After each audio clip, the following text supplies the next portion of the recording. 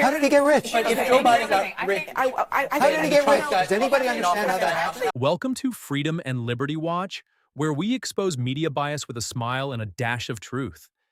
Speaking of media bias, isn't it fascinating that we're watching this CNN panel right as the network is laying off hundreds of employees due to catastrophic ratings?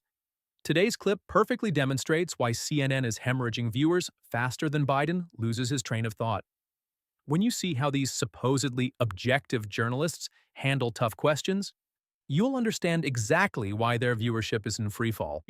What you're about to witness is Kevin O'Leary, the brilliant Shark Tank star, delivering a masterclass in how to expose liberal media hypocrisy. Notice the panel's defensive posture and those classic deer-in-the-headlights looks.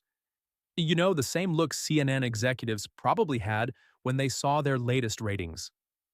It's amazing how these hosts, who pride themselves on asking tough questions, suddenly develop selective amnesia when the questions hit too close to home.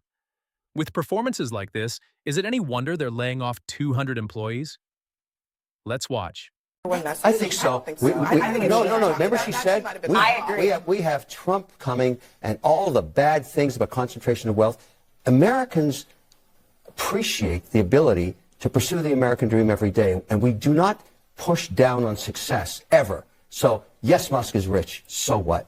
Zuck, I don't think rich, the issue is how and rich everybody else comes to this country almost drowning in rivers or getting cut under barbed wires to get in here to pursue their dream.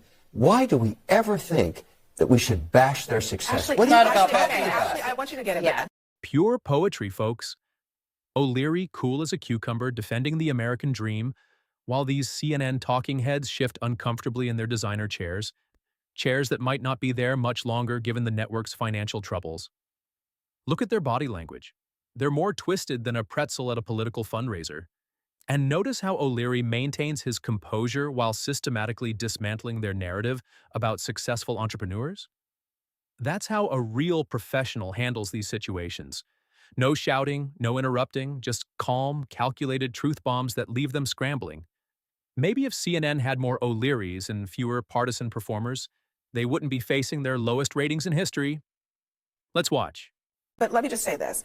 It is not about how rich they are. Exactly. Just to observe what he's They're not talking rich about enough, is that what you're saying? No. I'm saying that actually what got them there, Mark Zuckerberg, Sam Altman, Jeff Bezos, they all got to where they are because they came up with good ideas. They built big, good businesses. Let's punish them. And no. And they did so largely without having to do what they are doing now. The fact that they have to do it now, I think, actually is a change for them. They were not going to Washington themselves groveling toward the political leaders to try to keep their businesses afloat. letting people get rich. It's about not letting rich people control the political process and not having our politicians captured by those rich people such that they can't institute but I just want you to regulations know the country and common sense laws to make sure that the people at the top don't abuse the people at the bottom. And our system in Washington is broken. That's fair. It's all fair, but half the country's still wondering how Joe Biden got rich. Yeah, okay, so here... How did he get rich? But if Joe Biden got rich... How did he get rich? Does anybody understand how that I happened? actually think that, Kevin, your question about Joe Biden's legacy and how he will be seen is actually extremely important because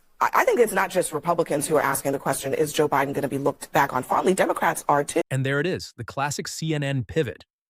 When confronted with questions they can't answer, watch how quickly they try to change the subject. That nervous energy in the studio was thicker than the stack of classified documents found in Biden's garage.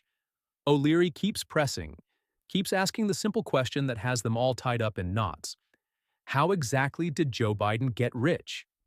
The silence and awkward deflection speak volumes, almost as loud as CNN's plummeting viewership numbers. Look at these supposed journalists. They can spend hours scrutinizing certain political figures. But when someone dares to question their preferred politicians, they resort to changing the subject. And did you catch that one panelist, head down, barely engaging? This, my friends, is exactly why CNN is laying off hundreds of employees while their network valuation has dropped by half. This exchange perfectly encapsulates everything wrong with mainstream media today. O'Leary showed us exactly how to handle these partisan performers masquerading as journalists. Stay calm, ask direct questions, and don't let them wiggle away from uncomfortable truths. As CNN faces what their CEO calls irreversible shifts in the news marketplace, perhaps they should consider that truth and objectivity might be better business strategies than partisan hackery. If you're tired of watching mainstream media hosts perform mental gymnastics to avoid simple questions, hit that subscribe button for Freedom and Liberty Watch. Drop a comment below with your thoughts on how certain career politicians manage to become multimillionaires on a government salary, or whether CNN's layoffs are just karma finally catching up with them. Stay free, stay informed, and keep watching.